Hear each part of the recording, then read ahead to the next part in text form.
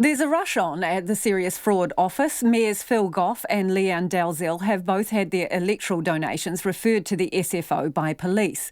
Former Christchurch Mayoral candidate John Minto complained that Lianne Dalziel had failed to disclose the identities of donors who bought items at a fundraising auction organised by her husband. The Electoral Act requires donors of sums greater than $1,500 to be identified. At the time, Ms Dalziel said she didn't think the 6 donors needed to be declared, but later amended her return and named them.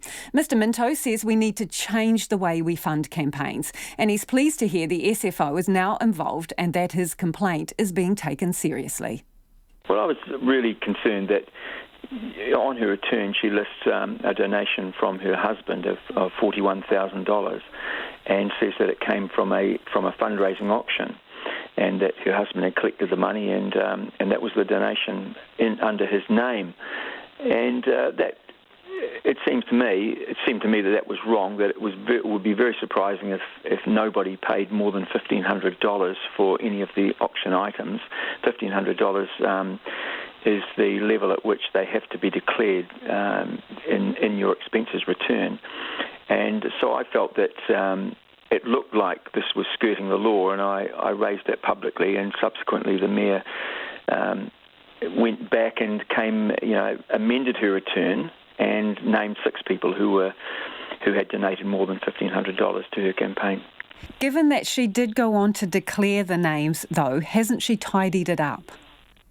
Well, she did tidy it up, but the problem is that we wouldn't have known this unless it had been queried, and her explanation for the mistake, or what she claimed was a mistake, the explanation I didn't think was credible, because she's an experienced politician. She's been around the track so long. She's run so many campaigns. She would know that anyone donating more than $1,500 had to be named, and I just did not think it was credible to say that her husband said she didn't need to do it. She waited till the very last day before she put her return in, and I think it all points to something which needs further investigation. So what's she got to gain by not naming these people? What's the advantage in doing that? Well, I think she was concerned at the perception that there were people living overseas who were donating to her campaign.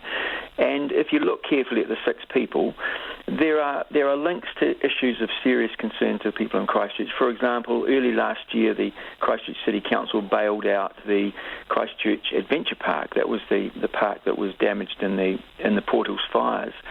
And, one of the people who donated to her campaign is someone also associated with funding the Christchurch Adventure Playground. The Christchurch Adventure Park.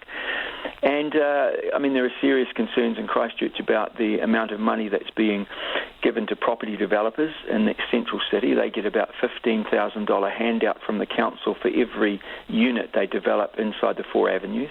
Well, there are big property developers among the Mayor's donors. And same with water bottling. There are people who've donated who are associated with water bottling companies. These are huge issues for the people of Christchurch. And if we're going to hold our elected representatives to account, we have to know who is funding their campaign. So do you think that this gave her an advantage over other candidates, including you?